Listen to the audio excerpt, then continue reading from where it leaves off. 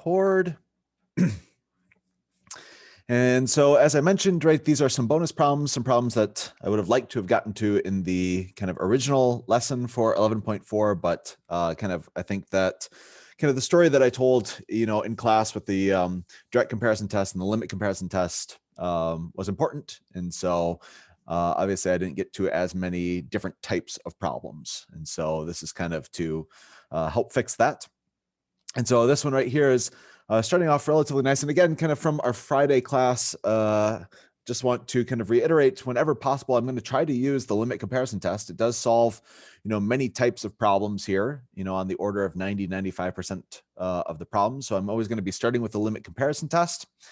We also sometimes will talk about, if this was an exam problem. Notice that this question right here, it doesn't say use a comparison test. Right? Obviously, we are in a comparison test section, and so that's kind of like the natural place to go.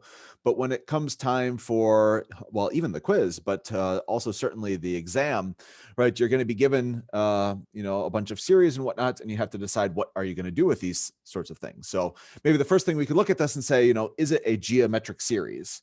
And we can quickly rule this one out because, right, geometric series, they have the variable, the n, right, in the exponent slot, right? They all look like adding up a times r to the n, right? From maybe n equals 0 to infinity, ideally, right? That n is in the exponent slot. Here, the n's not in the exponent slot, so this is not going to be a geometric series. You could also think a little bit about maybe like the nth term test for divergence. And in this case, right, the nth term test for divergence will give you that the limit is 0, so it's inconclusive. So the nth term test doesn't know whether this converges or diverges. And so you could do a little bit with the integral test, but I'm not very excited about this, right? I'm not very excited about actually trying to integrate this. And in general, I've already mentioned that, right, the integral test has the most number of hypotheses, right? The most number of things to check. And so I'm never very excited to use the integral test. And so I do think that a comparison test is quite natural for this. Now, when we were talking about in class, right, I said that when you're out to make a good comparison, you should take the most important piece from each factor, right? And so in particular, the factors are the things that are being multiplied or divided together. And so in this case, we only have really two factors. We have this thing in the numerator and this thing in the denominator. And if I was to take the most important piece, and when I mean, when I say important, I mean kind of as n gets very, very large, what's contributing the most?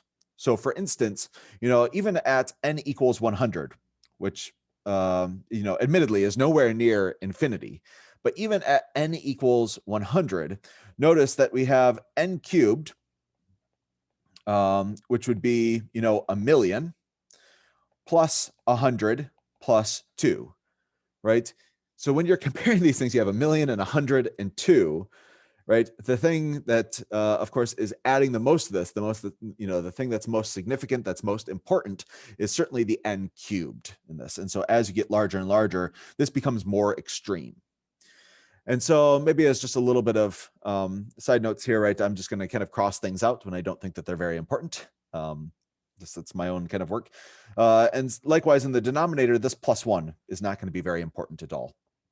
And so the thing that I'd like to compare this with is n cubed divided by n to the fourth, which of course simplifies down to 1 over n. So using this strategy, I've come up with 1 over n is a good thing to compare this original series with. Now, of course, we could quickly say, that if you were to sum up 1 over n, we know that this diverges by the p series. So we can quickly look at it and say what the series does, right? We know that it diverges because of p series or because it's the harmonic series here. Let me just cross this out, right? We talked a little bit about geometric, but it's not a geometric series, so that doesn't work out. So now I'd like to do the bit where I formally tie their fates together. So I think I made a good comparison, but of course you need to double check, right? And so in order to double check here, I realized I'd been doing it kind of opposite from the web work. And so I'd like to maybe align my work for this and maybe the problems that I do today more closely with the web work problems. And so in web work, they say that the a sub n is the original series. And so my a sub n, maybe let me go ahead and clear this up just so I can kind of see everything again. So the original series looks like n cubed plus n plus 2 divided by n to the fourth plus 1. And then I'm going to go ahead and divide by my comparison. And so I'm dividing by 1 over n. And remember I said in class that, you'll get to a point where kind of you're very quickly multiplying by the reciprocal instead of dividing by this fraction. And so maybe I'll skip a step. But if you're not to this point yet, by all means, don't skip the step, write the extra piece, and just, stay confident in everything. And so, okay, let's go ahead and multiply through, right? So obviously 1 times anything is just itself. So the denominator doesn't change a whole lot here. And so this is just going to be n to the fourth plus 1. And then in the numerator here, when I multiply through by n, notice that I have to multiply it by each piece, right? So there's going to be n to the fourth plus n squared plus 2n. And now there's a variety of different ways that you can solve this limit, but I think the most natural way in order to solve this is really the algebraic way. I mean, we can use L'Hopital's rule and whatnot. In this case, you would need to use L'Hopital's rule, 3 times? It's a little bit of a pain. You certainly could do that. But remember back in your algebra days, when you were first talking about horizontal asymptotes, you had a list of rules. And one of those rules was if the degree of the numerator is the same as the degree of the denominator, then there is a horizontal asymptote. That is that this function actually approaches something as n goes to infinity. And what it is approaching is this ratio of leading coefficients. So if I go ahead and I look at the leading coefficients, and let me write them down here because they're ones. And so usually we don't write ones in front of, our polynomials. But okay, the leading coefficients, that these are important, we'll go ahead and write these. And so in this case, we know with confidence that the limit, that the horizontal asymptote, kind of as you would say in your algebra days, is going to be this ratio, this division by the leading coefficient. So 1 divided by 1. And so, of course, 1 divided by 1 is just equal to 1. And remember, my goal here is not, that I care necessarily about the number 1 coming out. That's great and everything. But with the limit comparison test, you want something that's positive, right? Something that's bigger than 0 and something that's not infinity, right? So something that's finite. So the fact that I got 1 is great, but it would have also been equally great if I got the number, 3 or the number, 100. Any number that's positive, but not infinity is a good result. That means that we've made a good comparison. And what one series does, so too does the other series. So in particular, the series that I was comparing with, 1 over n, again, we can quickly say that this diverges by p series. So summing up from n equals 1 to infinity of my more complicated thing here, of course, must also diverge. Also diverges by the limit comparison test. And so this is the work that we would expect to see. Nowadays it's just for partial credit, I suppose, but for like quizzes and exams and all that sort of stuff. And so, yes, this one diverges. It is similar to 1 over n. Any questions on this one here?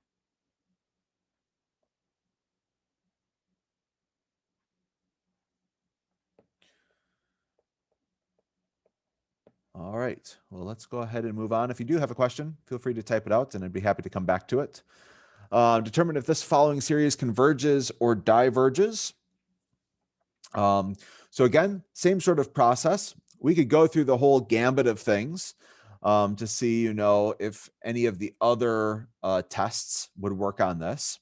It's too complicated for the geometric series test. For the nth term test for divergence, this would take a little bit to go through it all.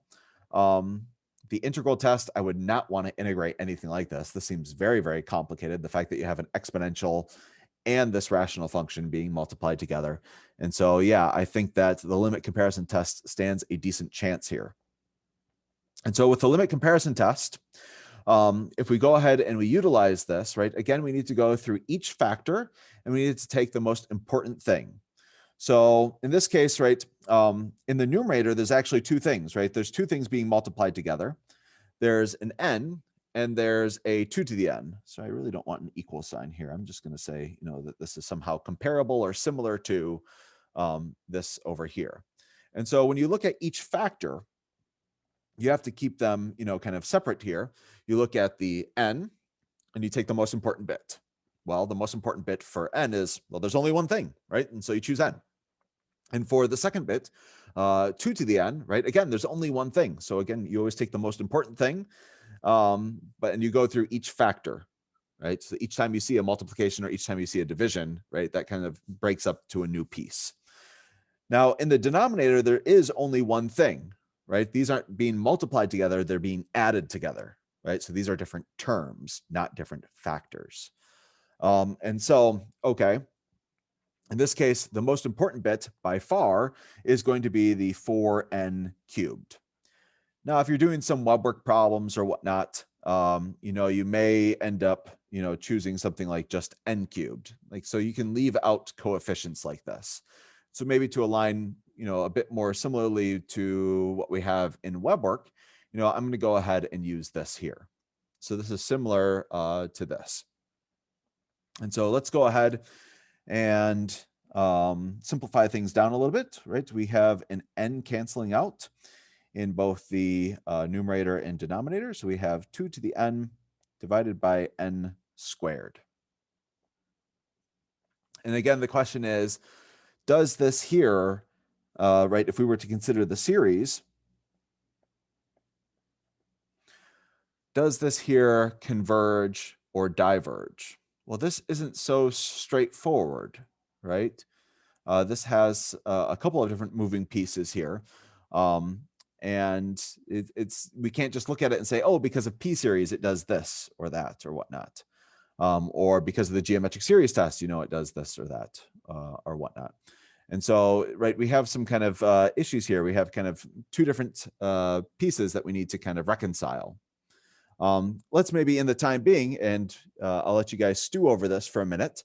This is a good comparison, but you need to still think about, okay, does this converge or diverge, right? So I'd like to have you think about for a minute, how would you show that this either converges or diverges? And we'll come back to that in a minute. In the meantime, what I would like to do is show that we've actually made a good comparison. And so in order to show that we've made a good comparison, again, we take our a sub n's, which I'm going to take to be the original function here, and divide it by my b sub n's. Again, the thing that we're comparing with is 2 to the n divided by n squared. And since we're dividing by that, that's the same thing as multiplying by the reciprocal. And so I'm going to go ahead and cancel a little bit like this. Or, multiply by the reciprocal. And now I'll cancel a little bit. Notice that we have some 2 to the n in both the numerator and the denominator here. And so this ends up being the limit as n goes to infinity of n cubed divided by 4n cubed plus 1. So this is quite nice. Again, I'm going to go ahead and use my rule from algebra, right? These are polynomials of the same degree, right? Degree 3 on top and on bottom. And so therefore there is a horizontal asymptote, and the horizontal asymptote is this ratio of leading coefficients. And so the leading coefficients are 1 and 4. And so this limit right here would go to 1/4. By the way, it would only take one iteration of L'Hopital's rule in order to show this. So if you'd like to use L'Hopital's rule on this one, it is a little bit faster. So that certainly is an option here. Okay, again, the big thing is that we're looking for something that is positive, right? So 1/4 is positive, it's not 0.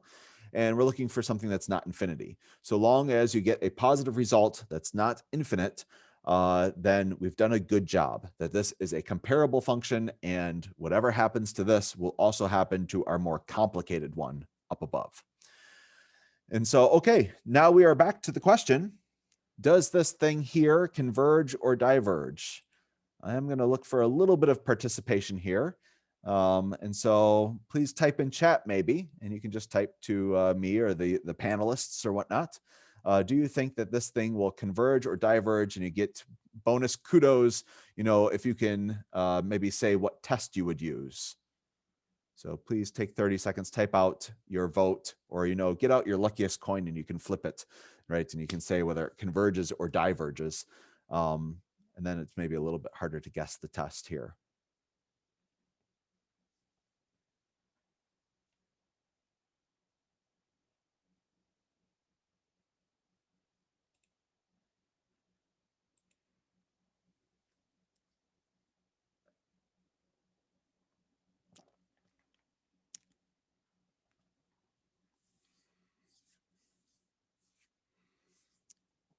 All right, so I have at least one person who flipped their luckiest coin and it came out with diverge. I have a person who has some ideas as far as p-series and nth term test, but didn't make a declaration as far as converging or diverging. Geometric series test, we have to be a little bit careful, right? The geometric series test is a very fragile test, right? It only works when you have this good form up here, right? Well, that's not my eraser. So when you have this a times r to the n, so the geometric series test is kind of, again, very fragile. You need to have it in a very specific thing. All of your variables would need to be in the exponent. And so I do like that we have this one here, but this little extra bit makes it more difficult. And so the answer is, by the way, that this thing diverges. And I have seen the correct answer a few times. So this right here diverges by the nth term test.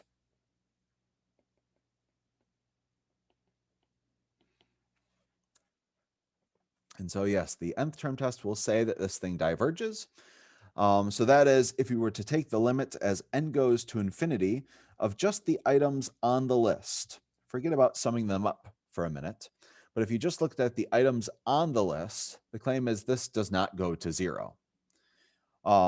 If you were to check this, right, really quick, you would get an infinity over infinity sort of situation. That is, if you plug in very, very large numbers for n, both the numerator and the denominator get extremely large.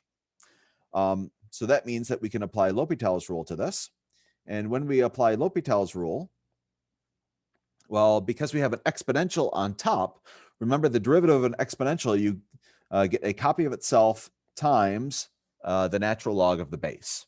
So a copy of itself times the natural log of the base. However, in the denominator, when you take the derivative of this, right, you have a polynomial. And so this kind of goes down in degrees. And so at this point, you'll still have infinity over infinity. But if you were to do L'Hopital's rule one more time, at this point, the denominator will just become a constant. However, in the numerator, again, with these exponentials, you keep on getting a copy of itself times the natural log of the base. So now you're kind of collecting, you'll have a couple natural logs of the base here. But the big thing here is that the exponential doesn't go away anytime that you take derivatives of it, while polynomials eventually do. And so as n gets very, very large, now the denominator is just a constant 2. However, the numerator gets larger and larger and larger, going off towards infinity times these extra natural logs of 2, which don't really matter. And still, when you take very, very large numbers and you divide them by 2, it slows it down a little bit, but still you're going to pass any finite number eventually. And so this is going to be going towards infinity, which of course is not 0, right? Again, the nth term test for divergence is always looking for 0. And if you get any result that's not 0, in this case that it diverges, then we know that the series, when you go to add up those items on the list, is not going to converge, aka diverge. All right, so this simplified one diverges by the nth term test. Here's the work for that, by the way. So our original, more complicated one, n equals 1 to infinity of n 2 to the n divided by 4n cubed plus 1, also diverges by the limit comparison test.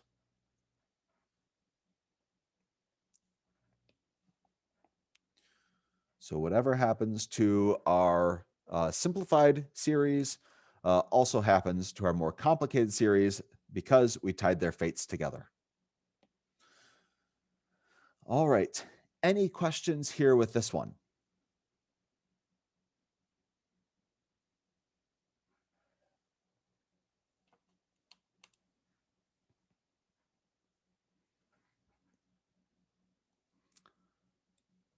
Well, then I have a question for you guys. If I was, forget about trying to simplify this down. If I was to just apply the nth term test for divergence at the get-go, would that have worked? Do I need the limit comparison test for this problem, Or could I have just applied the nth term test for divergence and saved myself some headache?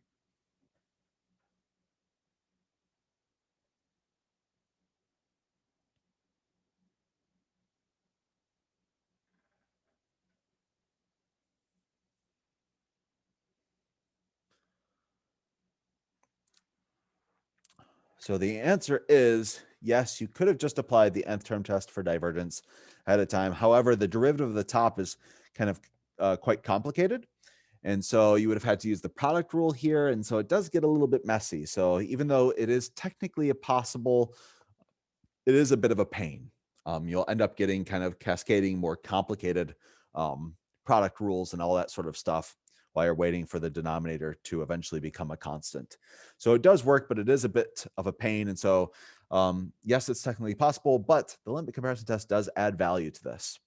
Then I had a question. If we're good with knowing that a sub n divided by b sub n is just times the reciprocal, are we okay to write that straight off? Or should we still write the original division for partial credit? I have not seen in previous semesters folks getting marked off by just starting at this step here. So just instead of dividing by b sub n, multiplying by the reciprocal, that's been, again, in previous semesters, kind of an allowable thing that we just kind of assume that as folks do more and more problems and whatnot, that this bit you can do in your head. In general, the rule of thumb is that if the grader, which is, a math grad student or an instructor like myself or whatnot, or a postdoc, right? If the grader cannot do it in their head, and a student does this, then it's a little bit, that's kind of too much for us. If we have a hard time following your logic, following your steps, then skipping those steps can result in some points taken off. However, if it's something small, something that arguably you can do in your head, that we can do in our head quite easily, then it's not so bad to skip those steps. So that's usually the threshold that we have set in the past semesters.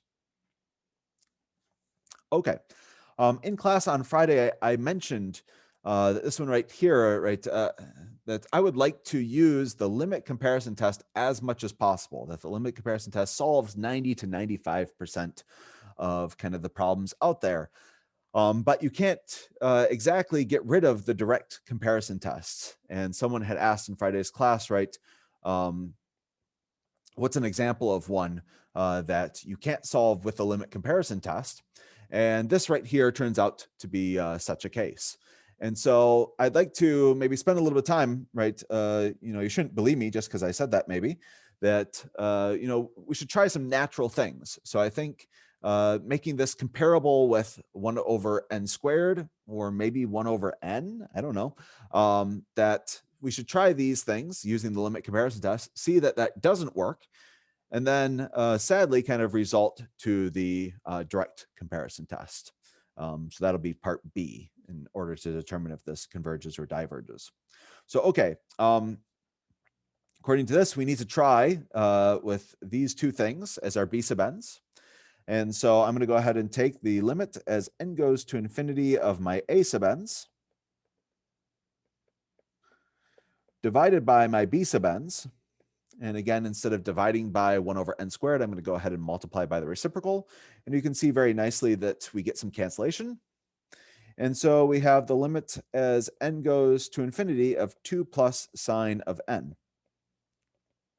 And so as n gets very, very large, right, sine just kind of wiggles back and forth. It doesn't really agree on anything. So it looks like the maximum value here will be 3 and the minimum value will be 1. But again, it doesn't go to any finite positive value here, right? This limit does not exist. And so again, whenever you're trying to use the limit comparison test, what you're looking for is to get a positive result, something that's bigger than 0, but smaller than infinity, but does not exist, doesn't really, I mean, it's not a real result here. It's not a real number. When I say it's not a real result, really what I mean is that it's not a real number. And so with this right here, the limit comparison test fails.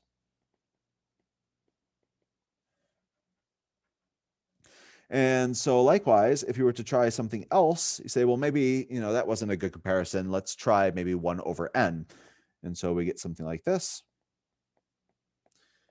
So our a sub n's divided by our b sub n's. And again, instead of dividing by this 1 over n, in this case, I'm going to go ahead and multiply by the reciprocal fairly fast. And then this ends up being 2 plus sine of n divided by n. And as n gets very, very large, remember, sine of n is between -1 and 1. So the numerator is kind of going back and forth between 1 and 3, right? Once we've added 2 to this, the smallest that it'll be is 1, and the largest that you get is 3. So it keeps on wiggling back and forth between 1 and 3. However, the denominator is growing larger and larger and larger. So whether you take 1 or whether you take 3, and when you divide it by a billion, or a trillion, or some very, very large number, the fact that you have 1 in the numerator versus 3 in the numerator doesn't really matter, right? This right here is going to be going towards 0. Formally, what you need to do in order to prove this is use the squeeze theorem, right? That sine is bounded between -1 and 1, and then you would use the squeeze theorem in order to show this. But I hope just kind of with explaining that, maybe folks agree with this. And so again, with this choice, the limit comparison test fails. Again, in order to successfully tie their fates together, what we need is some result for our limit that's positive, aka greater than 0, darn it, and that's not infinity, right? And so this sadly doesn't work. Just an FYI, kind of the general rule of thumb is that the limit comparison test has a hard time with trig functions, so things like sine of n or cosine of n, and also log functions. So things like the natural log of n, but also really any base, right? If you had log base 2, it would have a hard time with that. So the limit comparison test is you're going to have a hard time coming up with a good comparison for the limit comparison test when you have a sine or a cosine or a natural log. Notice that this is kind of flimsy wording, right? I'm not saying that there's never a case in which the limit comparison test can be applied. In fact, you'll see in web work there's some times where, well, it's not sine of n, but it's like sine of 1 over n. There's a few cases where you have stuff like that. However, if you have these 3 right here, I've appropriately said that it has a hard time. That is maybe on the order of 90 to 95% of the time, maybe even higher than that. If you see a sine, a cosine, a natural log, something like this, that the limit comparison test will not be your friend. It will not yield some good result for you. And so still part B for this has tasked us with determining if this series converges or diverges. And so this is where you want to use the direct comparison test in order to show, well, it turns out that this thing will converge, that it is somehow related with 1 over n squared, although the limit comparison test couldn't directly say that. And so in order to show this, right, the direct comparison test, you have to really care about your inequalities. You have to know what side of things that you fall. If you have a bigger function, if you have a smaller function. But still, overall, we're trying to reduce the complication.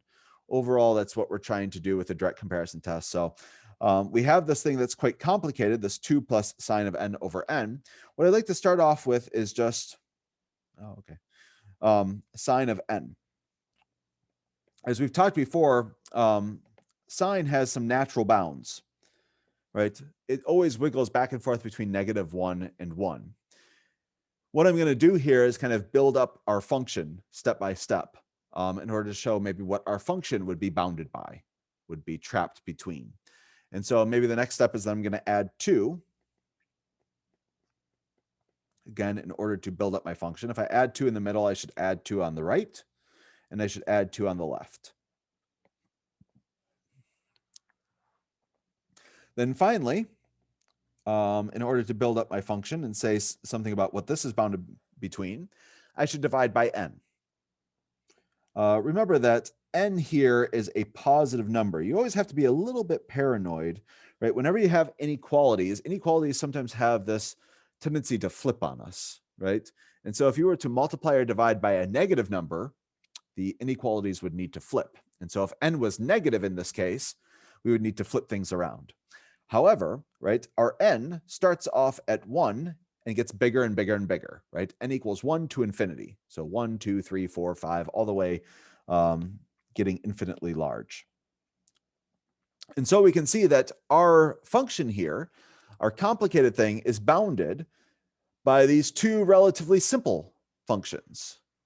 Why wouldn't you divide it all by n squared? Did I make a mistake? Yes, I did. Thank you very much. Yes, I need to go ahead and divide by n squared. That's what my original series is. You just saved me like 100 emails. I very much appreciate it. So yes, dividing by n squared is the correct way to make our original function here. Okay, so then, well, looking at these things, right, we have some relatively simple things here. And so, for instance, maybe I look at this one on the left, right, 1 over n squared. I can say that summing up 1 over n squared converges by p-series. And so my question to you is, does this mean that my more complicated function converges? And I'll wait for a second to get an answer. Does that mean that my more complicated thing converges? And the answer is sadly no, right? Just because, and I guess really what it's, the issue here is that we have a smaller function converging. And so if you have a smaller function converging, this does not necessarily mean anything about a larger function. Still, the larger function could go off to infinity. And yet, you know, the smaller thing could go off to 100 or something like this. And so a smaller function converging does not give us any good result about a bigger function. So this one, right, doesn't really matter.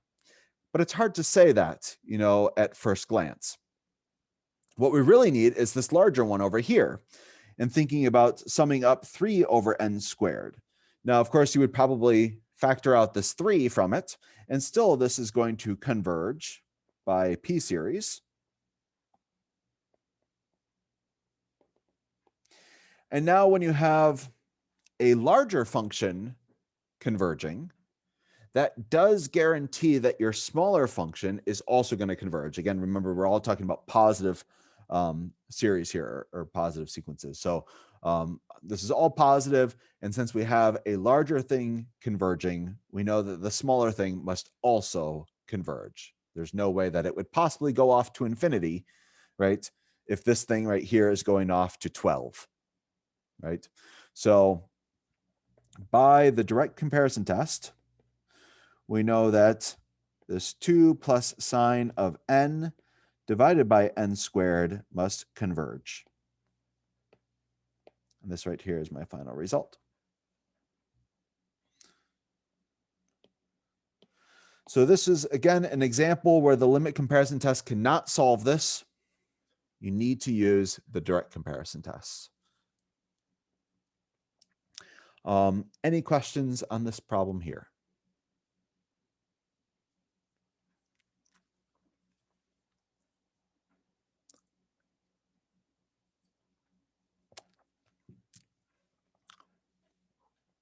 All right, let's go ahead and do another one then. Determine if the following converge or diverge.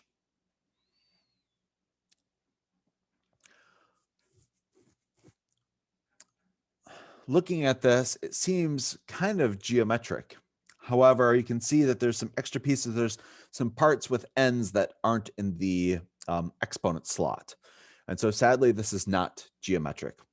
For a geometric, right, you have to have all of your variables, all of your n's in the exponent slot. And then maybe we stand a chance of writing it as a times r to the n. It turns out if you were to very stubbornly use the nth term test for divergence, you'll find that the limit goes to 0 on this one. And so you don't get any result. It's inconclusive. I would not be very excited about integrating this. So the integral test is out. And so if this was on an exam or a quiz or whatnot, basically the only thing that stands any chance is a comparison test. And so again, we're going to talk about how to apply the limit comparison test to this. And so just as before, I'm going to go through each factor and I'm going to talk about what's the most important piece. And so in the numerator, the choice is obvious. There's only one piece, 8 to the n. It's the most important bit. Then in the denominator, right, we need to talk about what is more significant, 9 to the n or 3n. I'm only going to choose one of them, right? But I need to know which one is more significant, more important, kind of as n gets very, very large. If you were to plug in n equals 10, right? That's not close to infinity at all, right? But if you were to plug in n equals 10, I can tell you what 3 times 10 is. It's 30. Can anyone tell me what 9 to the 10th power is? That is 9 times 9 times 9 times 9 times 9 times 9 times 9, a total of 10 times. I suspect not, right? And even, if you go to Google or if you go to Wolfram Alpha or something like this, right? This is a very, very large number, much, much larger than 30. And so the thing that we would like to compare with after this, small thought experiment here is that 9 to the n is, okay, I got a result here. Someone typed it into chat. Thank you. So let's see, 3,486,784,401. That's the result. So the big thing is it's in the billions versus 30, right? If you have $1 billion, right, you're not going to care a whole lot about 30, right? So the most significant bit here is 9 to the n, right? So 9 to the n is by far, more important, even at n equals 10. If you go to n equals 100, many computer systems can't compute this, even though n equals, 100 is pretty easy. N equals 100 is not that close to infinity either. So this is comparable, I claim, I hope, to 8 to the n divided by 9 to the n. So let's go ahead and show that this actually is a good comparison. And so in order to show that this is a good comparison, I'd like to take the limit of my a sub n's divided by my b sub n's. And again, my b sub n's are going to be my comparison function, my thing that's simpler that we've created. Instead of dividing by it, notice that I've quickly changed to multiplying by the reciprocal. Now, when we do that, the denominators just outright cancel. And the numerators here, the limit as n goes to infinity of 9 to the n divided by 9 to the n plus 3n. And so with this here, if you were to try to plug in infinity for n, right, you would get an infinity over infinity sort of situation. Notice that this does not work with any of our algebra rules or things like this, just because they're not polynomials. And so we can't apply the same rule about leading coefficients and all that sort of stuff with polynomials because we don't have polynomials, right? We have exponentials. And so what I'm going to use is L'Hopital's rule. This is the most powerful thing. It works for the most situations here. And so when I apply L'Hopital's rule, well, in the numerator here, again, we have an exponential. So whenever you take the derivative of an exponential, you have a copy of itself times the natural log of the base. The base in here is 9. And in the denominator here, when you take the derivative of this, well, you would have the derivative of 9 to the n, again, is 9 to the n times the natural log of the base, plus the derivative of 3n is 3. Still, when you go and as n goes to infinity, you'll see that you have an infinity over infinity situation. And so we will reluctantly do L'Hopital's rule one more time, thinking about if that 3 wasn't here, right, then we could go ahead and cancel everything. Right now with that 3 in the denominator, it's keeping us from canceling things very nicely. But if that 3 was gone, we could cancel things. And so if we take one more derivative, we can get that 3 to go away, right? That 3 becomes 0 when we take the derivative. And so that's what we're looking forward to when we take the derivative here. The natural log of 9 is along for the ride. When we take the derivative of 9 to the n, you get a copy of itself times the natural log of the base. In the denominator, the natural log of 9 is along for the ride. And when you take the derivative of 9 to the n, you get itself times the natural log of the base. And when you take the derivative of 3, you get 0. And so you can see, oh, what cancellation we have. And we just get 1. A question came up in chat. It says, couldn't you switch the a sub n and the b sub n, right? Nothing in the limit comparison test tells us which is the more complicated bit, or the original, whatever that means, and which is the bit that we've created. And so that's absolutely true. You can go ahead and switch off your a sub n's and b sub n's. And I did that, for a long time in the Friday's lecture or Friday's lesson. But then I was noticing, looking at the web work homework and whatnot, web work homework always calls the a sub n's the original, and b sub n's the new bits, the bit that we create. And so now I'm kind of aligning myself a little bit more closely with the web work homework. So yes, you can. And by the way, if you were to switch that in maybe this problem right here, can you tell me what the limit would equal at the end of the day? So if you were to make this switch, and what I'm calling a sub n, you call b sub n, and what I'm calling b sub n, you call a sub n, can you tell me what the limit would be at the end of all this? Yeah, it would still be 1. And really what that is that it's 1 over 1, right? It's really the reciprocal. Let me ask you a slightly harder question maybe. Well, not that it's harder, but maybe you get a more interesting result. With this one right here, I decided that my b sub n, the thing that I was going to compare with, was going to be 2 to the n divided by n squared. And my question is, if we were to switch it in this case, that is what I'm calling a sub n, you call b sub n, and what you call b sub n, or maybe I'm not saying this correctly, right? If we were to switch this, can anyone tell me what the limit would be instead of 1/4 here? How would this alter the answer? Exactly, the answer would be 4. But notice that the limit comparison test doesn't really care about the answer at the end of this, so long as it's positive and so long as it's not infinity. So whether it's 1/4 or whether it's 4, you can see that you've made a good comparison, right? And so that the limit comparison test still holds, and you would get the exact same result here. And so whether you call the thing, right, that you create your a sub n's, or whether you call it the b sub n's, you will still get that you've chosen an excellent comparable series, right? That you still get a positive result that's not infinity. And so yes, this works out well.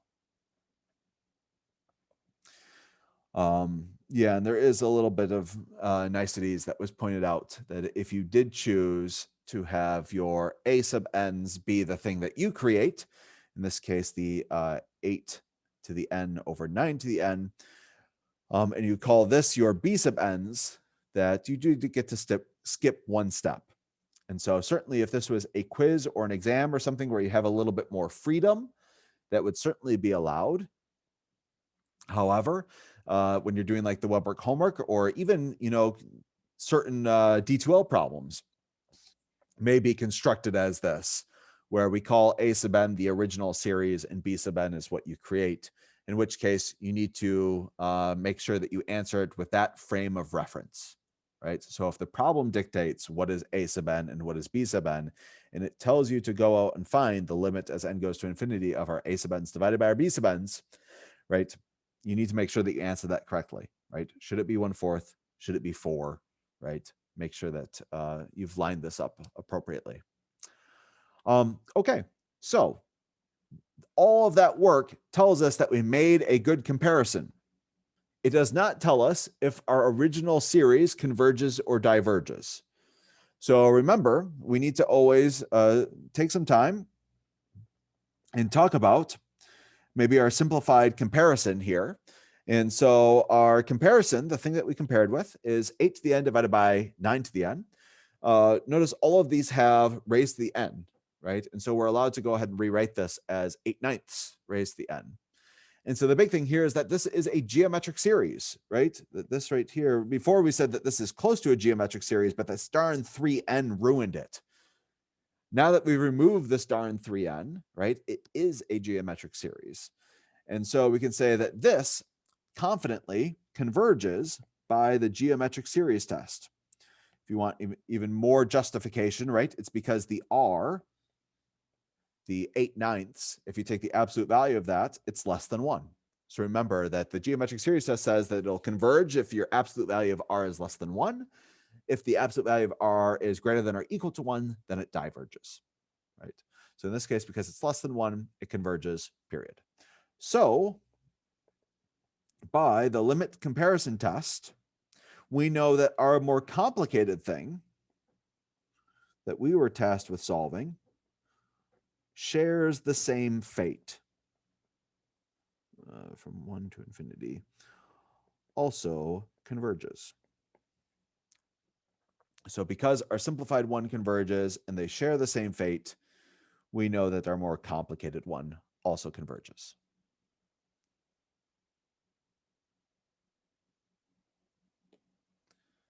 I have a question.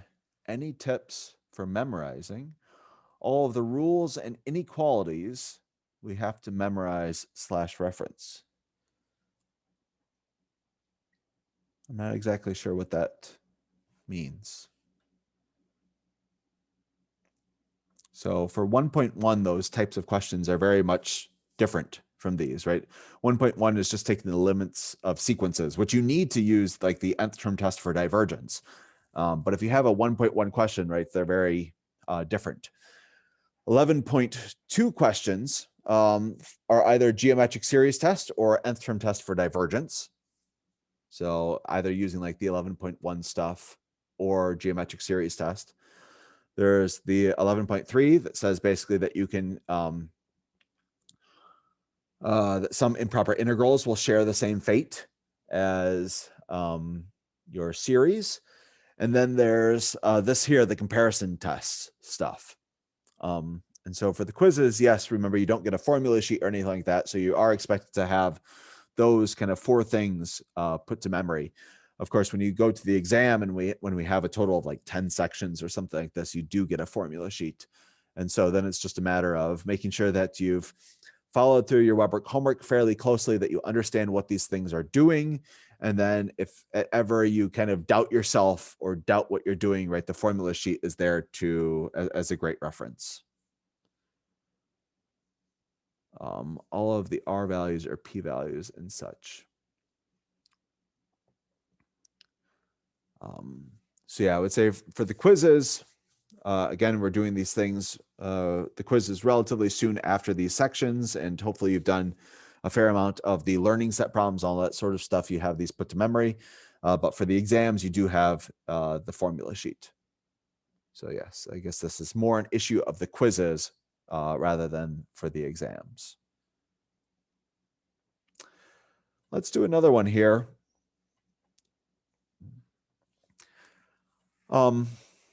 I told you that the limit comparison test is going to have a hard time with anything that has sine of n or cosine of n. And by the way, the fact that it's just solely n is not super important. If you had sine of 2n, it would also have equally a hard time, or cosine of 3n, or natural log of 5n, or things like this, right?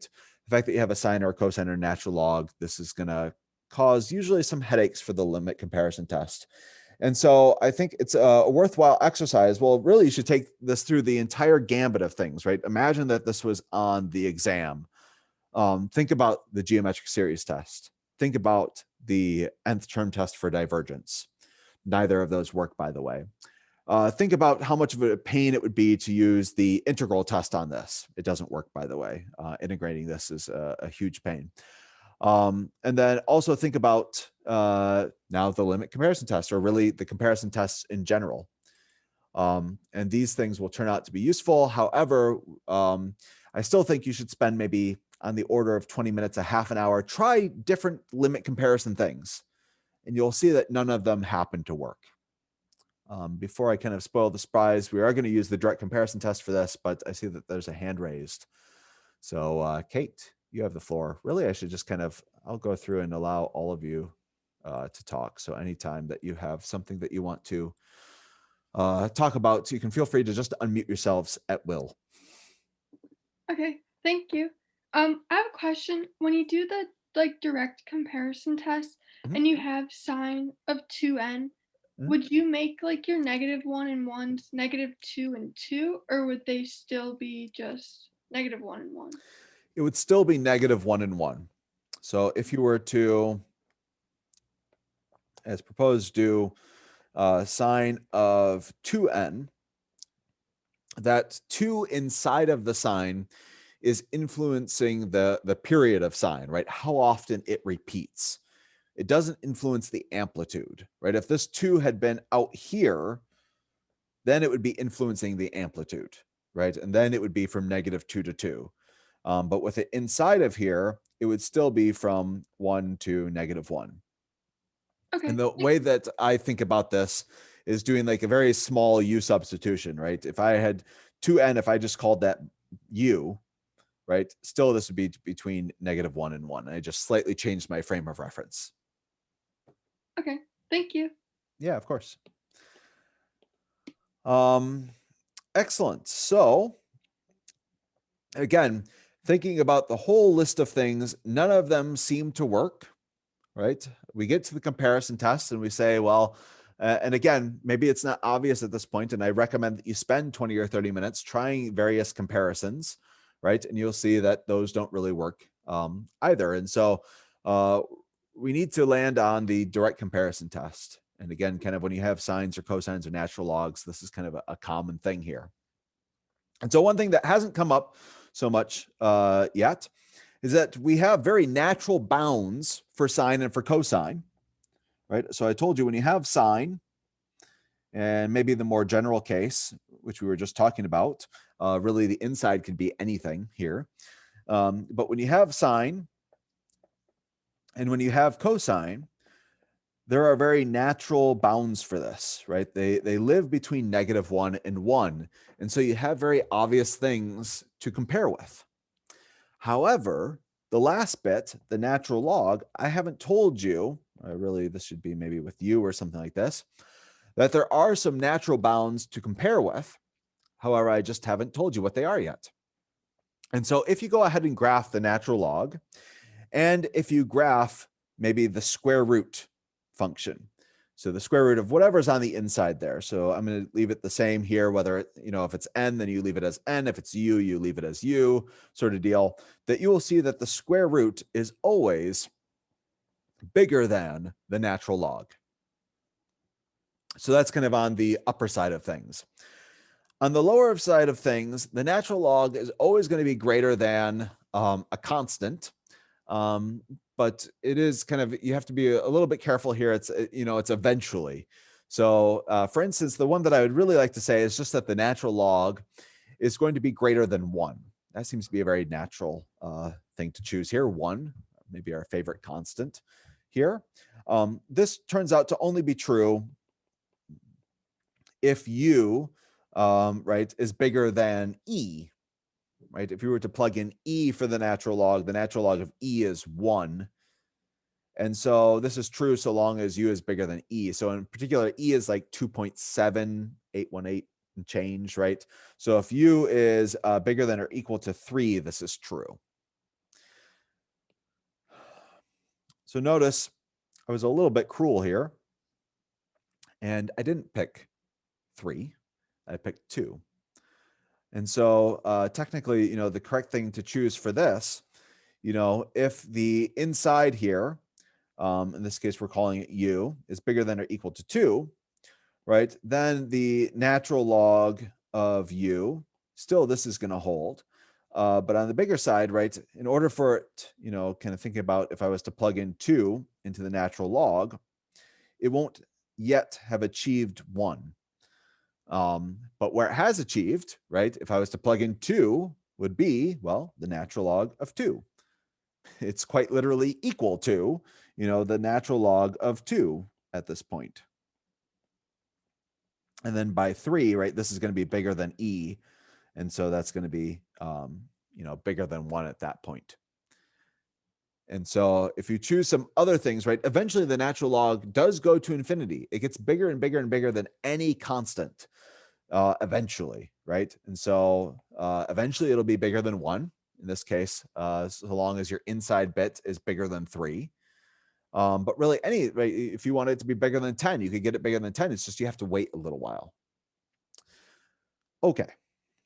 A lot of words here to say that when I go and I create my comparison, again, I'm starting with the numerator here. I'm starting with this complicated bit that kind of frustrates the limit comparison test, right?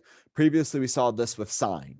Sine was the thing that frustrated the limit comparison test. Here, I did a bad job with this n, by the way. I wrote 2. But here, the thing that frustrates the limit comparison test, that has an issue with the limit comparison test, is this natural log bit. And so since our n, the thing that we're plugging into this, is 2 or bigger, I'm going to say that this is, again, less than or equal to the square root of n and bigger than or equal to the natural log of 2. Again, we're starting at 2 and getting bigger and bigger and bigger. Again, our goal is to create a comparison, a direct comparison, something where we have these inequalities and all that sort of stuff with our function here, our series, right, that we're tasked with determining if it converges or diverges. And so with that in mind, I'm going to go ahead and divide through by this n divided by 1. Sorry, n plus 1. Speaking is sometimes hard, you know.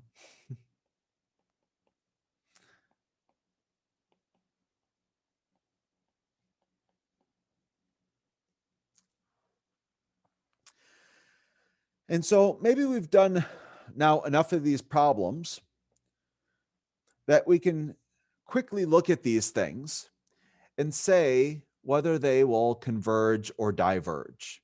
So maybe first off, let's go ahead and look at this bigger one here. When I see this bigger one, I say that this is close to 1 over the square root of n. That is, in my head, I'm actually doing a small limit comparison test, getting rid of that 1 that I don't care about at all. And then we have the square root of n on top and we have n on bottom. This is very, very close to 1 over root n. And so this right here, if I was to sum it all up, right, and consider the series, would this converge or diverge?